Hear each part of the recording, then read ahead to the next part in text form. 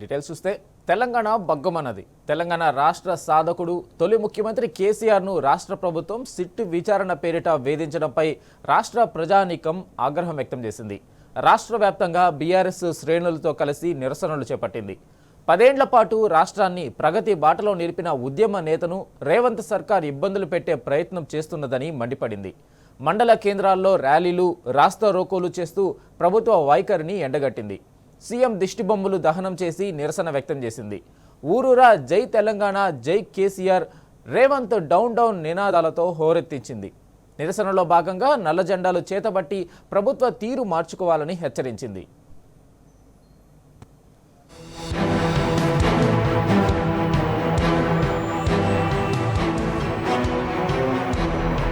రేవంత్ సర్కార్ రాజకీయ కక్ష సాధింపుతో పెట్టిన ఫోన్ ట్యాపింగ్ కేసులో తెలంగాణ తొలి ముఖ్యమంత్రి కేసీఆర్ విచారణ ఆదివారం ముగిసింది.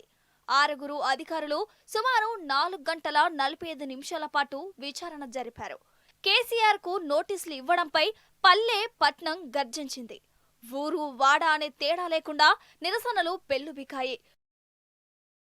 కింద సాక్షిగా విచారణ ఎదుర్కొనేందుకు సిట్ నోటీసులు అందుకున్న కేసీఆర్ నందినగర్లోని నివాసంలో తనను విచారించుకోవచ్చని అధికారులకు లేఖ ద్వారా ఆహ్వానం పంపిన విషయం తెలిసిందే. ఈ మేరకు ఆదివారం మధ్యాహ్నం సరిగ్గా 1 గంటకు నందినగర్ నివాసానికి చేరుకున్న కేసీఆర్ను మాజీ మంత్రులు కేటీఆర్, హరీష్ రావులు ఇంట్లోకి తీసుకెళ్లారు. అంతకు ముందే సామాగ్రిని తెప్పించుకున్న సిట్ అధికారులు కేసీఆర్ నివాసంలోని 2వ ఫ్లోర్లో విచారణకు ఏర్పాట్లు చేసుకున్నారు.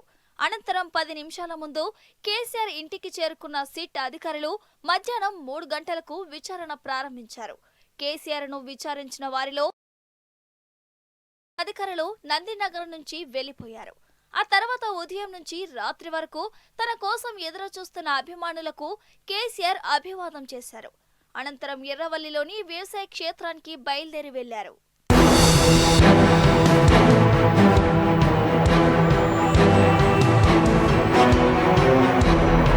కేసీఆర్ సిట్ విచారణ నేపథ్యంలో బీఆర్ఎస్ శ్రేణులు నందినగర్ కు వెళ్లాలని ప్రయత్నించగా పోలీసులు వారిని అడ్డుకున్నారు.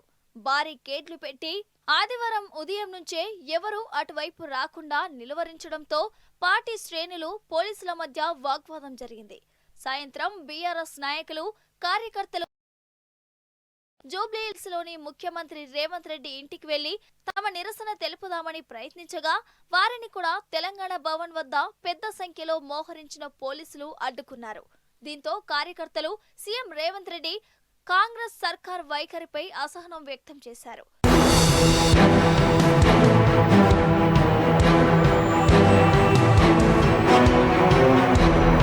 కేసీఆర్ సిట్ విచారణ ముగిసిన అనంతరం ఆయన్ను కలిసేందుకు పార్టీ నాయకులు, అభిమానులు పెద్ద సంఖ్యలో నందినగర్లో ఉన్న కేసీఆర్ నివాసానికి చేరుకున్నారు. కేసీఆర్ సైతం బయటకు వచ్చి తన కోసం వచ్చిన పార్టీ నాయకులు, కార్యకర్తలు, అభిమానులకు అభివాదం చేశారు. విచారణ నేపథ్యంలో కేసీఆర్ కు సంఘీభావంగా బీఆర్ఎస్ నాయకులు, అభిమానులు తెలంగాణ భవన్ కు పెద్ద సంఖ్యలో ఉదయమే చేరుకున్నారు. ఆదివారం ఉదయం నుంచి రాత్రి పొద్దుపోయేదాకా బీఆర్ఎస్ శ్రేణులంతా సంఘీభావంగా తెలంగాణ భవన్లో తెలంగాణ ఆటపాటలతో గడిపారు.